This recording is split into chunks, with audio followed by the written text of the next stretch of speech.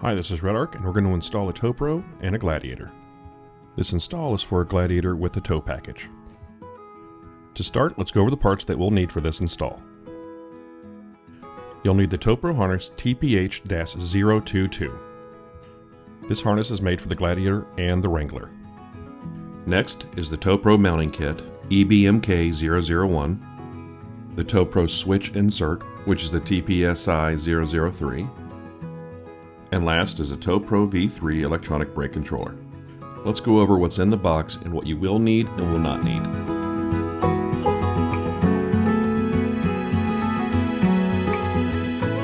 First off is the brake controller unit itself. On one side, it has the plug for the switch controls, and on the other, the plug that goes to the Gladiator. The main unit is small and compact. Next in the box is the remote head unit, with the dial on one end and the plug on the other. Then last on the top of the box is the dial itself.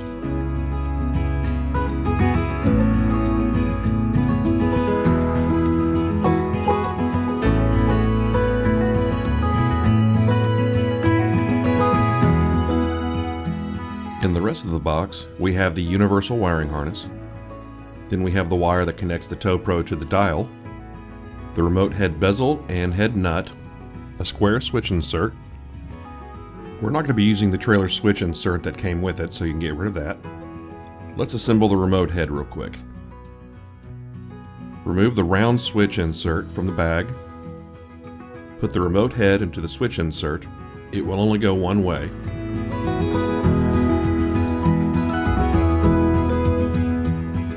Screw on the remote head nut. It is plastic and see-through because it's backlit by LEDs, and that's how you see where you are with the dial. Now let's put the dial on as well. Tighten the nut and give it a few presses to see if it clicks. What you see here is the main assembly for the Towpro Elite. The only thing that you'll see on your dash, though, is the dial.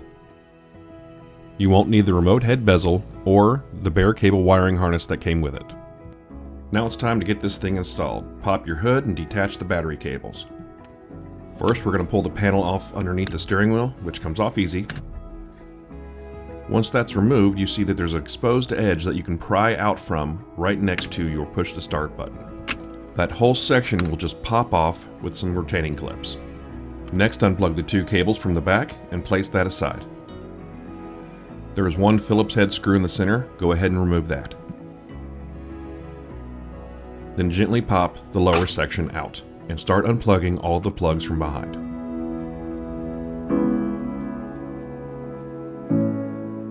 Remove the 12-volt plug.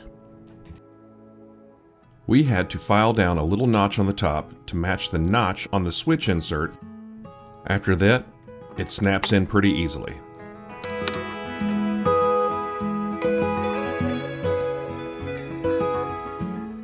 We think it has a pretty clean look.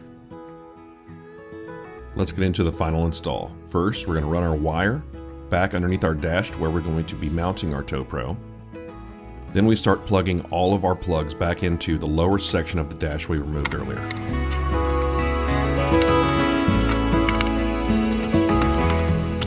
Finally, attach the cable to the remote head and snap the lower section back in.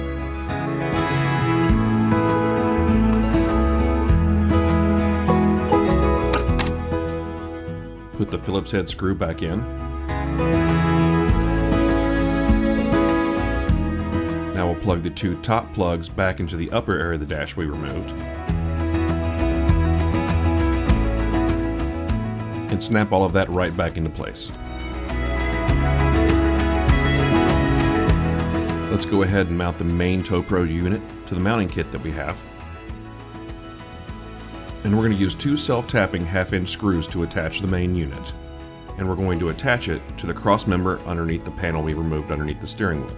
Locate the Mopar trailer brake plug underneath the left side driver dash.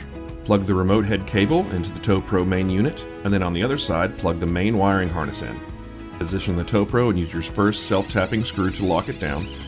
Straighten as needed and use the second self-tapping screw.